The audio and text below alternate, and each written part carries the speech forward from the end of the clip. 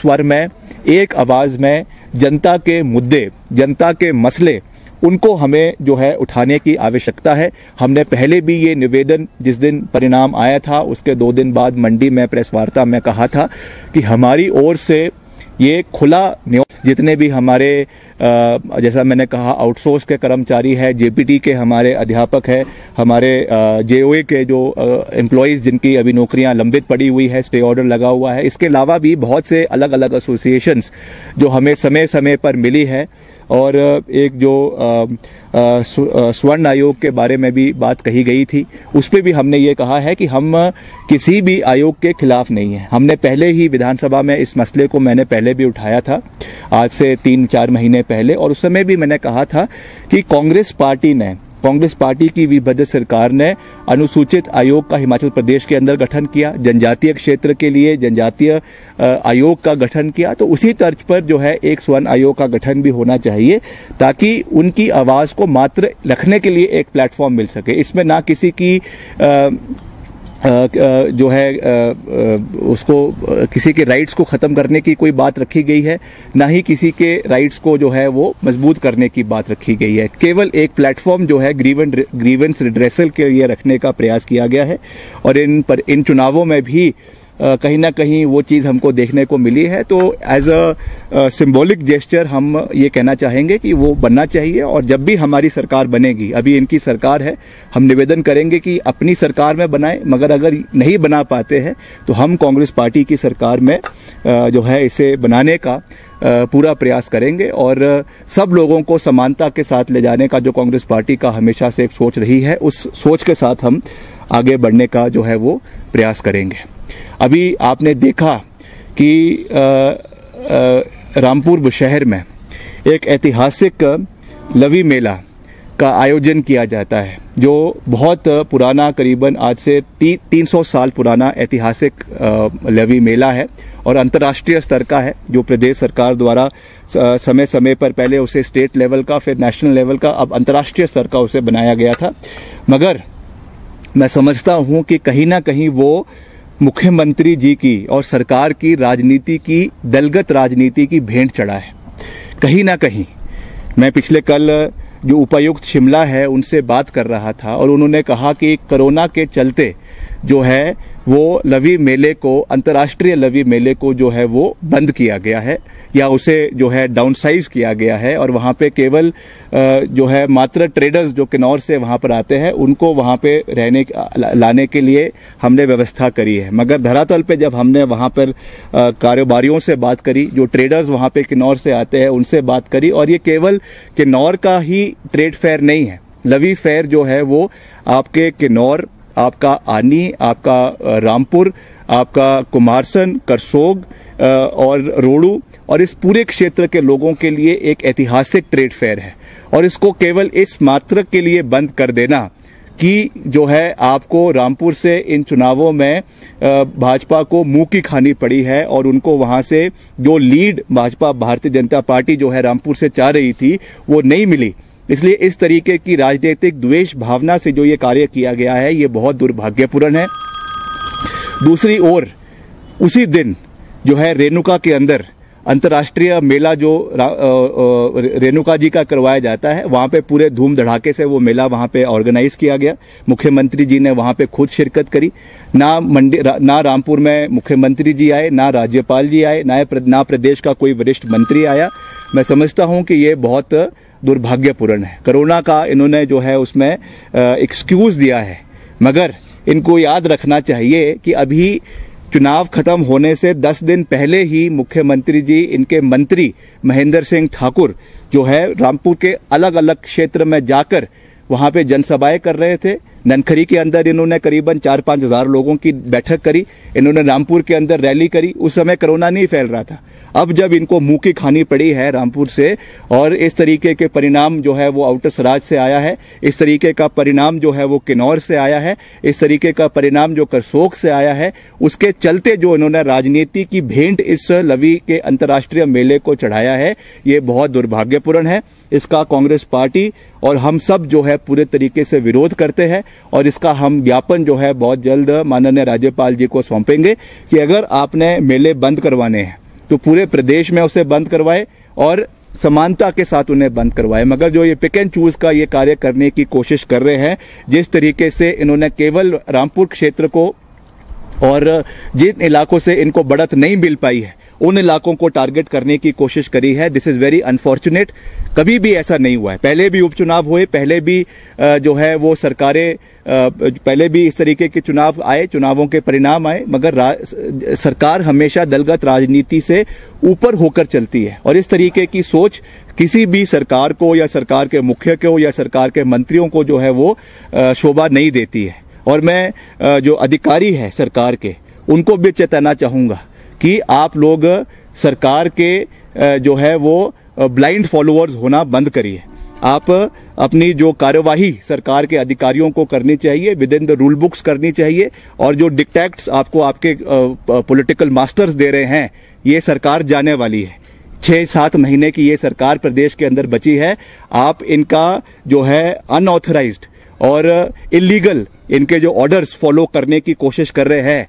जैसे ही हमारी सरकार बनेगी जो है एक कोड ऑफ इंक्वायरी करवाई जाएगी और जिन भी अधिकारियों ने, whether it is deputy commissioner, whether it is principal secretary, whether it is any government official, जिन्होंने भी अपने फ्रेमवर्क के बाहर कार्रवाई करने की कोशिश ये सरकार के अधिकारी कर रहे हैं, उनके खिलाफ जो है वो एडमिनिस्ट्रेटिव कार्रवाई करवाई जाएगी। इस चीज का मैं बिल्कुल साफ शब्दों में ये इन अधिकारियों को प्रदेश के अंदर कहना चाहता हूं। प्रदेश की जनता ने अपना सेमीफाइनल में अपना मैंडेट दे दिया है।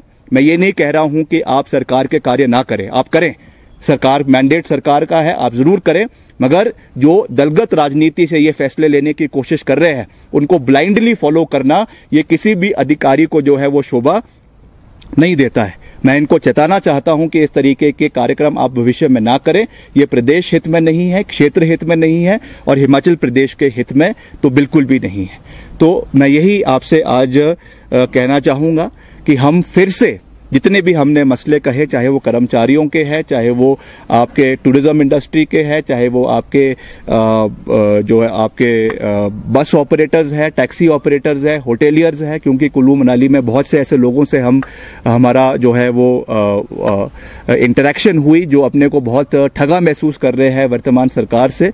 तो मैं यही आज सरकार को कहना चाहूंगा और कि अभी भी समय है, आप कॉन्फिडेंस बिल्डिंग मेजर्स करिए, आप मजबूती के साथ इन लोगों की आवाज को सुनने का प्रयास करिए। हम आपका समर्थन करेंगे, मिलकर हम हिमाचल प्रदेश को नई ऊंचाइयों पर ले जाने का प्रयास करेंगे। जब चुनाव आएंगे तब फिर से दो हाथ कर लेंगे, ये एक लोकतांत्रिक प्रणाली है। जब भी चुनाव आएंगे आइडियोलॉजी पे लड़ाई होगी, we will fight it out in the battle of Devbhoomi की जमीन पर हम लड़ाई लड़ेंगे।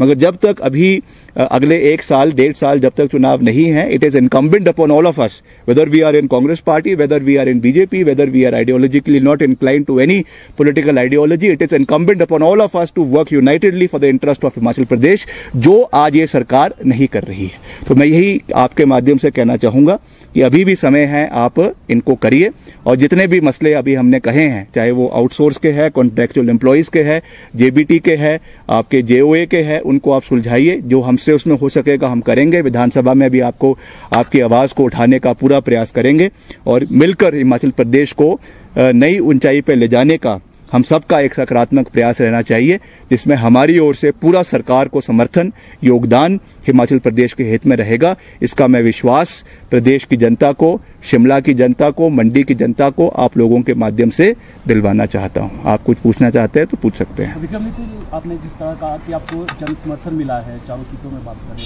मंडी की अगर सीट की अगर बात करें वहाँ भी समर्थन मिला है, पर कहीं ना कहीं अब 2022 की बात करें कि हम और मजबूत इसको रखेंगे, पर कहीं ना कहीं आपको लगता नहीं है जब षड्यंत्र वहाँ पर रचा गया था, ऑडियो वायरल हुई थी प्रतिभा सिंह की, तो कांग्रेस की नेता है उसमें शामिल थे, तो क्या इसकी जांच के विषय भी करेंगे? और 2022 की अगर बात करें तो अगर इस तरह से चलता रहेगा तो अंदर घात होने का जो है यहाँ पर संभावना यहाँ पर जताई जाती है। देखिए, जहाँ तक वो ऑडियो एक वायरल किया गया था, मैं समझता हूँ कि वो भाजपा की ओछी राजनीति का एक नमूना है, जिसकी वजह से वो चीज आई, मगर जनता के ऊपर उसका कोई असर हमको देखने को नहीं मिला, पहली बात।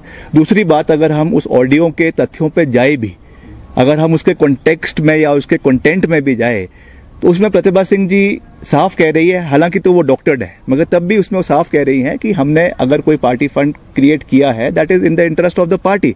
और वीरभद्र सिंह जी ने हमेशा ये बात साफ करी कि उसको कभी भी पार्टी फंड को हमने घर पे नहीं लाना है। अब देखिए, ये एक लोकतंत्र की सच्चाई है कि चुनाव चाहे वो भाजपा है चाहे वो कांग्रेस है, बिना पार्टी फंड के नहीं लड़े जाते हैं। और अगर भाजपा ये कहे कि हम बिना पैसे के चुनाव लड़ लेती है तो उससे बड़ा जुमला जो है वो देश और प्रदेश के अंदर नहीं हो सकता है। पर मेरा ये बात है कि इसके तथ्यों पे जाना निश्चित तौर से जरूरी है। पहले भी आपको याद होगा 2007 में भी जब चुनाव हुए थे, उपचुनाव हो रहे थे लोकसभा के, उस समय भी एक ऑडियो वायरल जो है वो वायरल किया गया था और उसका फिर बाद में केस भी रजिस्टर किया गया, पूरा बाकायदा ट्रायल हुआ और बाकायदा सेशन कोर्ट से वीरभद्र सिंह जी को उस समय जो है बाइज्जत बरी किया गया था। वैसे ही तरीके से ये फिर से एक षड्यंत्र रचा गया, मगर षड्यंत्रकारी जो है वो खुलकर सामने नहीं आए। मगर मैं निश्चित तौर से पार्टी से निवेदन करूंगा कि इस पे इंक्वायरी की जाए और तथ्यों पे दूध का दूध और पानी का पानी की जाए। किसने ये रिकॉर्डिंग करी, क्यों ये रिकॉर्डिंग की गई, किस मोटिव से ये रिकॉर्डिंग की गई और क्या इसके पीछे जो है वो हिडन एजेंडाज थे, उसको बाहर निकाला जाना चाहिए। Because we have nothing to hide. इसलिए प्रदेश की जनता को पता लगना चाहिए कि कौन वो लोग थे जिन्होंने इस तरीके की रिकॉर्डिंग करी और क्यों जो है वो चुनाव के परिणाम के जो 4 साल पहले की रिकॉर्डिंग है वो मात्र वोटिंग के 3 दिन पहले ही जो है वो रिलीज क्यों की गई। अगर थी पब्लिक डोमेन में उसको डे 1 पे निकालते, जिस दिन उन्होंने नामांकन भरा उस दिन निकालते, उसको मात्र वोटिंग के 48 घंटे पहले या 72 घंटे पहले निकालना ही एक बहुत बड़ा प्रश्न चिन्ह इस पूरे प्रकरण पर लगाता है। कांग्रेस नेता ही कहा जा रहा है कि कांग्रेस के नेता ही है जो इसमें शामिल। हाँ, चलो जो भी है वो देखेंगे। सर, एक बवाल मचा है आज देश में। सलमान खुर्शीद जो आपके नेता हैं, उनकी पुस्तक में जो लिखा गया है उस पर बवाल मचा हुआ है पूरे देश में, क्या कहना चाहेंगे? नहीं, देखिए ऐसा है, हम हिंदू हैं और हमें हिंदू हितैषी का सर्टिफिकेट एक ऐसी पार्टी से लेने की आवश्यकता नहीं है जिनका देश की आज़ादी में कोई भी कंट्रीब्यूशन नहीं रहा है। अभी कंगना रनौत जी का भी आपने बयान सुना, मैंने उस पर भी टिप्पणी करी थी कि हमें एक व्यक्ति बता दे, मात्र एक, संघ परिवार से या जनसंघ से या जो भी उस समय पार्टी थी, जिन्होंने अपनी जान की कुर्बानी जो है वो देश की आज़ादी में दी। इनकी तो मानसिकता ये है, सोच ये है कि ये कहते हैं कि 1947 में जो है हमें भीख मिली है और 2014 में हमें आज़ादी मिली है। कंगना रनौत जी को मैं याद दिलाना चाहूँगा, वी ऑल्सो अंडरस्टैंड हिस्ट्री, हमने भी इतिहास पढ़ा है। हम जानते हैं कि 1947 में कोई लड़ाई नहीं हुई थी, but that was a culmination point of the ongoing struggle जो 1857 से जो एक वॉर ऑफ इंडिपेंडेंस शुरू हुई, उसके बाद वॉर ऑफ जो है आपका इंडिपेंडेंस मूवमेंट शुरू हुई, उसका कल्मिनेशन पॉइंट 1947 था जब भारत को आज़ादी मिली। मगर 1947 एक एंड पॉइंट नहीं है, उसको आपको पूरा जो भारत का इतिहास अगर आप पढ़ेंगे और उस समय की जो आज़ादी की इंडिपेंडेंस मूवमेंट थी उस परिप्रेक्ष्य में देखने की आवश्यकता है। चाहे वो शहीद भगत सिंह थे, चाहे वो सुखदेव थे, राजगुरु थे, सुभाष चंद्र बोस थे और जवाहरलाल नेहरू जिन्होंने अपने जीवन के 14 साल कारागार में बिताए, महात्मा गांधी जी थे और अनकाउंटेबल और स्वतंत्र सेनानी जिन्होंने अपने जीवन के प्रेशियस समय जो है वो अलग अलग जेलों में, चाहे महाराष्ट्र में, चाहे कालापानी में, चाहे और जेलों में बिताया। तो ये उसका एक कल्मिनेशन पॉइंट था और हम उनकी शहादत को सलाम करते हैं जो उन्होंने अपने जीवन के प्रेशियस मोमेंट्स जो हमारी देश की आज़ादी के लिए हमारे लिए दी है उसका हम मान सम्मान करते हैं। मेरा प्रश्न ये है कि इस पुस्तक में हिंदुत्व की तुलना बोको हरम और ISIS से की गई है, इस पर क्या कहना चाहेंगे? मैं उस पर यही कहूँगा कि हिंदुत्व और हिंदू धर्म दो अलग चीज़ें हैं, इसमें कोई दो राय नहीं है। हिंदू धर्म जो है वो सदियों से चला आ रहा है और हिंदुत्व एक पॉलिटिकल आइडियोलॉजी है जो वीर सावरकर जी ने अपने जब वो कारावास में थे उस समय उन्होंने एक थॉट प्रोसेस शुरू किया जिसे बाद में पंडित दीनदयाल उपाध्याय जी और जो गोलवालकर जी और जितने भी RSS के लोग थे उन्होंने उसे प्रोपोगेट किया। But there is a difference between Hindutva and Hinduism. करुणामूलक, और हम हिंदू हैं पर हम हिंदुत्व के एजेंडे पे नहीं चलते हैं। सर, करुणा मूलक 107 दिनों से धरने पर बैठे हैं, कोई सरकार की तरफ से नहीं आया हमने, आप क्या कहना चाहेंगे इस पर? और अगर कांग्रेस सत्ता में आती है तो क्या? नहीं, हम पीछे भी उनसे मिले थे। इस बारी व्यवस्था के कारण हम करुणामूल आधार के लोगों से नहीं मिल पाए, जो शिमला में जो है वो अनशन पर है, पर हमारा उनके साथ पूरा समर्थन है।